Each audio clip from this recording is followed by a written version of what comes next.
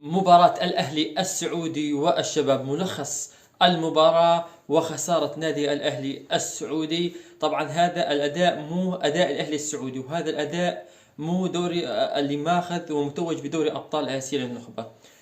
مباراة يعني تحسب على نادي الأهلي في هذه المباراة. يعني أنت بدك شو اسمه، أنت على فوز النصر اليوم خسرت المركز الثالث، فراح نتكلم عن هذه المباراة بشكل تفصيلي. وأيضا الأبرز فيها غياب رياض محرز قبل المباراة يمكن 3 أو 4 ساعات، خبر أصلا ليس موجود في التشكيلة وأيضا ولا في الاحتياط، فخبر غياب رياض محرز نتحدث عنه.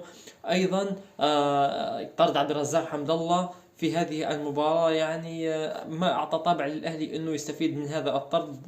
فعلى كل حال راح نتحدث عن هذه المباراة وعن تفصيلها. مباراة يعني صدمتني صراحة، وأنا مزعوج من الخسارة للأهلي اليوم. على كل حال أتمنى منكم الاشتراك في هذه القناة فضلا وليس أمرا، لا تبخلوا علينا باللايك والاشتراك وانطلق.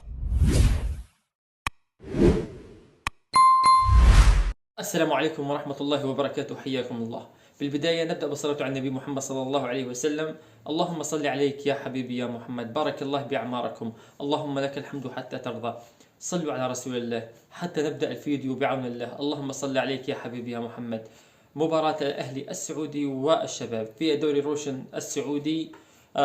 ملخص المباراة بشكل طبعا تفصيلي، وإن شاء الله نقدر نعطي يعني الحقيقة كاملة أو التفصيل كامل عن هذه المباراة.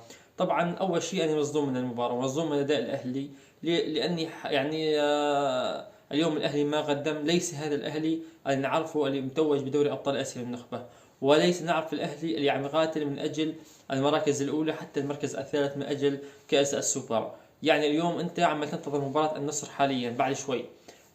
خسارة الأهلي اليوم، فوز النصر، خسرت المركز الثالث. يعني والله العظيم المباراة كيف يعني أنت يعني عم تلعب أمام الشباب. أنا كنت أتوقع المباراة يعني الأهلي يكسبها وبرياحة يعني. فيعني الخسارة للأهلي يعني اليوم قد تكون درس للأهلي، أو يعني حتى صدمة لجمهور نادي الأهلي السعودي. على كل حال يعني والصدمة الكبيرة كانت في هذه المباراة اللي كان ليس متوقعة، هي غياب رياض محرز. وكان رياض محرز في التشكيلة، تفاجئنا يعني انه رياض محرز خارج تشكيلة النادي الاهلي. فيا جماعة قلت لكم اني قبل واقول لكم ما زال اقول لكم، رياض محرز القلب النابض للاهلي السعودي. هذا دليل بأن الأهلي السعودي غياب رياض محرز هو كسر ظهر الأهلي السعودي في هذه المباراة. يعني الأهلي السعودي يعني والله متفاجئ من النتيجة. حتى أنا عم أتكلم بدون استوعاب على هذه النتيجة. يعني أنا حتى يعني أنا طلعت في فيديو تكلمت إنه عبد الرزاق حمد الله يا جماعة سجل هدفين على الأهلي السعودي، يعني بتواجد ميندي، بتواجد الدفاع إيبانيز، يعني عدة لاعبين متواجدين في حالة دفاعية مجرى شو. عبد الرزاق حمد الله بيجيب هدفين، والله العظيم بأماني مبسوط خالص منكم يا الأهلي على الدفاع هذا. يعني الأهلي السعودي غياب رياض محرز يعني لاعب قاب، فأنت عندك لاعبين معوضون. يعني حتى شكل الضغط الهجومي ايفنتوني بين يعني بعد غياب محرز. ايفنتوني صراحة صفر على الشمال اليوم. فالأهلي السعودي اليوم يعني هذه الخسارة درس. وأيضا قد ترشحوا حاليا، قد ترشح الأهلي السعودي بخسارة المركز الثالث. يعني إذا النصر بعد قليل فاز، يمكن الفارق، يمكن النصر الأهلي 61 وعلى ما أعتقد النصر 60، يمكن ما شفت طبعا الترتيب الدوري السعودي بالنقاط. النصر الأهلي 61 والنصر 60. فوز الأهلي النصر حاليا المباراة بعد قليل، مباراة النصر تخسر المركز الثالث، تروح تعب، او انت كنت تطمح للمركز الثالث وانت تعرفون عم تقاتلون المركز الثالث.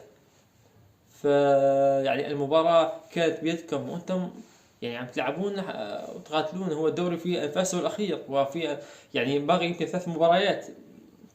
فانك تخسر اليوم يعني والله ما اعرف ايش عم اقول لكم، ما اعرف هذا راح يعني. واهم شيء يعني انه شفت المباراه بالدقيقه 77 انا ما اعتقد طول عبد الرزاق حمد الله انت لازم معوض، لازم نشتغل ضغط الشباب. وشفته بعد الطرد تراجع، وايضا يعني يلعبان هجمات المرتده لكنه خايف. يعني مو كان الفارق عدة هدفين، لكنه ما انه ما استغل من الاهلي. يعني والله كيف الاهلي عم يلعب ما اعرف.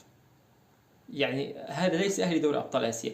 على كل حال الشباب فاز على الأهلي، ويعني غياب رياض محرز كان مؤثرا كثيرا على الأهلي السعودي. على كل حال مبروك للشباب، حظ أوفر للأهلي السعودي.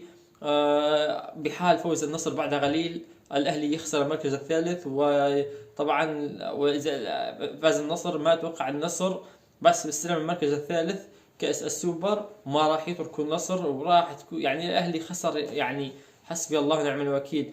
يعني كأس السوبر راح ينحرم من كأس السوبر الأهلي في حال فوز النصر اليوم. على كل حال استودعكم بأمان الله، دمتم برعاية الله وحفظه، وحياكم الله أخوتي.